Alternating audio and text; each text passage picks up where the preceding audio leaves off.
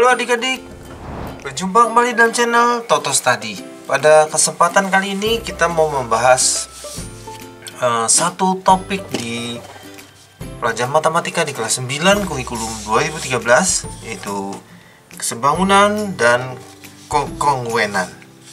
Kita mau bahas satu topik di dalam bab itu, yaitu mau membuktikan segitiga yang kongruen. Kita mau membuat catatan dahulu. Lalu kita mau menjawab 3 soal. 3 soal ini adalah 3 soal pilihan ganda. Mari kita lihat ya. Mari kita buat dulu ya keterangannya ya. Nah, catatannya adalah begini. Yang pertama, ya, apa sih maksudnya kongruen? Nah, kongruen ada 2 istilah nih, kongruen dan sebangun. Ya. Nah, kongruen itu kalau bahasa sehari-harinya itu ya sama banget gitu ya. Bener-bener sama gitu. Ya. Nah, persis sama. Contohnya, untuk mudahnya gitu ya. Contohnya itu kita dan bayangan kita di cermin datar. Nah, ini anggap aja sedang cermin. Ini gambarnya kurang bagus ya, harusnya sama. Nah, memang sih posisinya ketuker ya. Yang kanannya di dia jadi kirinya gitu. Kalau kita sisiran tangan kanan, yang di bayangannya sisirannya tangan kiri. Nah, tapi semuanya sama. Ya, ukurannya sama. Nah, itu boleh. Begitu ya. Nah, kalau yang disebut sebangun itu sebenarnya kalau bahasa sayanya itu proporsional. Nah, jadi misalnya ya, kita dan foto kita, tapi yang tidak diedit ya fotonya ya. Nah, jadi kalau ukurannya sih tidak sama ya, tapi proporsional ya. Kepalanya, pembandingan kepalanya dengan lehernya, dengan badannya, dengan kakinya, dengan tangannya. Nah, dia juga seperti itu gitu. Jadi kalau kita perkecil sekian kali, semuanya diperkecil sekian kali gitu. Ya, begitu dulu. Gimana? Mudahnya begitu ya. Bahasa matematikanya bukan begitu. Ini untuk memudahkan saja. Yang pertama seperti itu. Yang kedua adalah yang ini nih. Cara membuktikannya adalah ada 5. Apa ini ya, sepertinya pusing sekali. Sisi, susisu, dan sebagainya. Adalah begini. Misalnya yang pertama ya, sebenarnya kita nggak usah hafalkan ini, nggak usah ya. Ini syarat saja. Nah, ini ada segitiga nih. Misalnya ini ABC ya, ABC di sini DEF gitu. Nah, maksud dia kalau sisinya semua sama. Nah, misalnya di sini 3, di sini 4, di sini 5. Di sini juga ada yang gitu. 3, posisi kebalik-balik nggak apa-apa. 4, 5. Nah, sama tuh. Yang 3, 3, yang 4, 4, yang 5, 5. Berarti dia terbukti. Kira-kira gitu. Jadi kita harus menunjukkan ada 3 sisi. Ini sisi gitu maksudnya, disingkat ya. Oh ya, yang di tengah sini maksudnya sisi gitu. Yang dia di tengah di kenyataannya juga harus diapit gitu ya. Yang kedua tuh sudut sisi sudut gitu ya, yang kedua itu.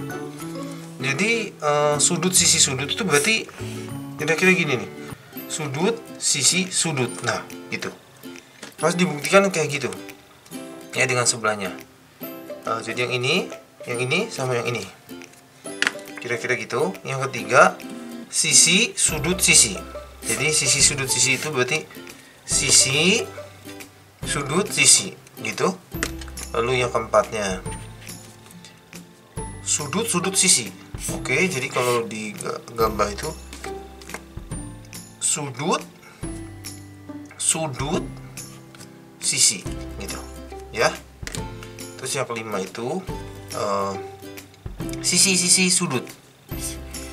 Jadi sisi sudut. Nah, gitu. Nah, tapi nggak usah pusing-pusing kayak gitu. Nah, ini ada tipsnya yang ketiga. Ini gini, nggak perlu tahu terlalu detail yang itu, nggak apa-apa. tipsnya adalah begini ya. Yang pertama itu caranya ya, gini. Lihat huruf. Nah, yang pertama. Jadi maksudnya gini nih. Kalau misalnya suruh buktikan ya, segitiga ABC kongruen dengan segitiga ADE misalnya gitu ya. Nah, dari sini saja nih, belum lihat gambar, memang belum ada soalnya ya. Nah, itu sudutnya mungkin sama gitu ya. Yang kedua adalah lihat tanda-tanda. Maksudnya lihat tanda-tanda gini. Di soal itu kadang-kadang ada sudutnya dilengkungin, ada kumisnya, maksudnya sama kaki atau apa bagaimana. Nah, lihat tanda-tanda itu. Yang ketiga baru sisanya. Nah, sisanya itu pakai hafalan. Jadi misalnya kita mesti inget-inget kalau segitiga itu sudutnya, misalnya sudutnya A tambah B tambah C nanti 180, misalnya begitu. Terus bisa juga kita ingat yang ini, sudut tolak belakang. Nah, ini yang di kelas 7 dikenalkan ya. Kalau tolak belakang ada begini sama gitu ya. Lalu berseberangan, saya ngapalnya berseberangan ya, maksa ya, membentuk huruf Z. Nah, misalnya gitu. Nah, itu. Jadi yang ini nih sama yang ini sudutnya. Kalau ada ya kayak gitu ya. Yang ini sama dengan yang ini. Sampai di sini, ini sisanya baru dipikir. Nah, jadi kita 1 2 3 terbukti. Oke, langsung saja supaya kita lihat langsung bagaimana penerapannya. Oke, nomor 1. Ya, kita buktikan pada gambar di atas segitiga ABC, CDA. Nah, ini belum apa-apa. Ini hurufnya ada yang sama. Bagaimana? Gampang ya. Kalau gitu kita buat dulu ya. Nah, oh ya, cara nulisnya rapi begini ya. Segitiga ABC, segitiga CDA. Jadi kita pisahkan gitu ya. Nah, ini. Nah, yang pertama nih, belum apa-apa ya. Ada nyebut-nyebut sudut A. Ini yang sama, ada 2 huruf ini. Ya. Nah, kalau gitu ini belum apa-apa ini. Di sini ada AC, di sini ada AC. Kalau gitu AC sama dengan AC. Kenapa ya? Ini bahasa matematikanya berimpit, nempel gitu. AC di segitiga ABC ada AC juga. Di segitiga CDA juga ada AC gitu ya. Oke, pertama sudah selesai. Yang kedua sekarang. Yang kedua lihat tanda-tanda. Nah, itu dari soal si AD. Oh ya, yang segitiga ABC dulu ya, ABC. Si BC nih sama dengan si AD. Kenapa begitu? Dari soal gitu ya. Nah, ini ada satu lagi nih ya. Si panjang AB sama dengan panjang CD. Ini dari soal juga. Kalau gitu, ini sisi. Kita sudah membuktikan sisi yang C. Bagaimana? Bisa ya? Oke, lanjut nomor 2. Nomor 2.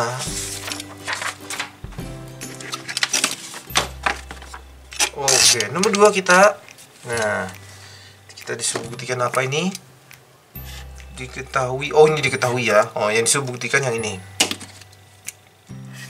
Ini dengan ini. Oke, ditulis dulu.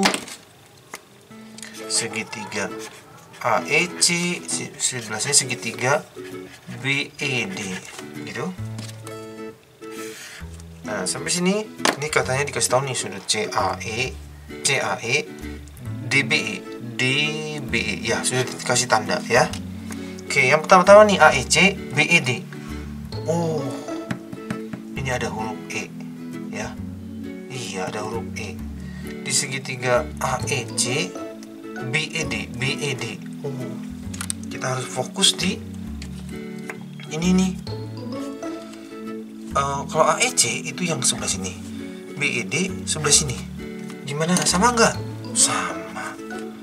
Sudut AEC sama dengan sudut BED. Kenapa ya? Tolak belakang. Selesai. Yang kedua kita sekarang ya. Yang kedua ikutin tanda-tanda. Ini.